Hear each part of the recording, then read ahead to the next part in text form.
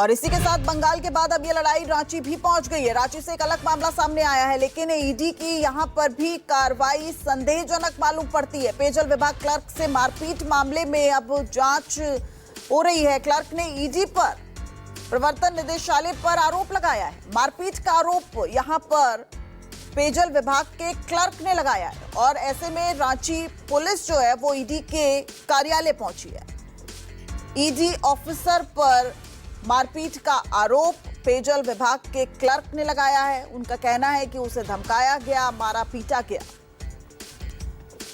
आपको बता दूं, रांची में प्रवर्तन निदेशालय के 2 अधिकारियों के ऊपर पेयजल विभाग के क्लर्क संतोष कुमार के द्वारा मारपीट का आरोप लगाया गया है, जिसके बाद आरोपों की जांच करने अब रांची पुलिस की टीम ईडी कार्यालय पहुंची है।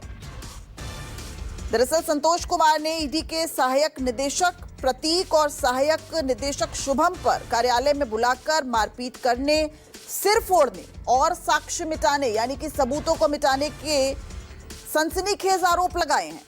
संतोष कुमार के द्वारा शिकायत किए जाने के बाद ही अब रांची पुलिस ने इस मामले की जांच शुरू कर दी है और ऐसे में मामले की जांच करने के लिए रांची पुलिस सीधा पहुंच गई है रांची के ईडी दफ्तर, जिसकी आप तस्वीरें इस वक्त देख रहे हैं। ये एयरपोर्ट के काफी करीब मौजूद है। ऐसे में सुबह ही रांची पुलिस ईडी के दफ्तर पहुंची है और अब जांच शुरू हो गई है। यानी बंगाल के बाद अब झारखंड पहुंची है ईडी और यहां भी ईडी की जो कार्रवाई है वो संदेहजनक मालूम पड़ रही है। जिस तरीके से जो मामला सामने आया है कि रांची में जो पेयजल विभाग के क्लर्क हैं संतोष कुमार, उनका ये कहना है कि ईडी के अधिकारियों ने उनके साथ मारपीट की और साक्ष्य मिटाने के आरोप भी यहां पर लगते नजर आ रहे हैं। सौरभ कुमार हमारे सहयोगी हमारे साथ लाइव जुड़ गए हैं। सौरभ, क्या है ये पूरा मामला और कहीं ना कहीं अब जो ईडी की कार्रवाई है वो संदेहजनक मालूम पड़ रही है? जी बिल्कुल, इसमें ईडी की जो कार्रवाई है बिल्कुल संदेहजनक बिल्कुल है, क्योंकि झारखंड पुलिस जो है पिछले 5-6 घंटे से ईडी कार्यालय में है और ईडी के जो अधिकारी हैं जिन पर मारपीट का आरोप है उनसे लगातार पूछताछ कर रही है और ये भी जानने की कोशिश कर रही है कि जिस दिन ये विभाग के जो अधिकारी वहां पहुंचे थे और जिनके साथ मारपीट की गई थी वहां पर सीसीटीवी कैमरा लगा हुआ है या नहीं है, तो उस फुटेज को भी खंगालने की कोशिश झारखंड पुलिस की तरफ से की जा रही है। फिलहाल 4 घंटे हो गए हैं, झारखंड पुलिस अभी भी ईडी कार्यालय के अंदर है और लगातार पूछताछ चल रही है। जी, तो ऐसे में सौरभ, रांची पुलिस जो है वो क्या कुछ कार्रवाई कर सकती है? क्योंकि देखिए अब ये मामला तो पुराना लग रहा है, कब ये जो मामला है सामने आया, अब कैसे जांच में तेजी आ गई? और चूंकि अभी मामला बंगाल का भी चल रहा है, इसलिए बहुत अहम हो जाता है जानना।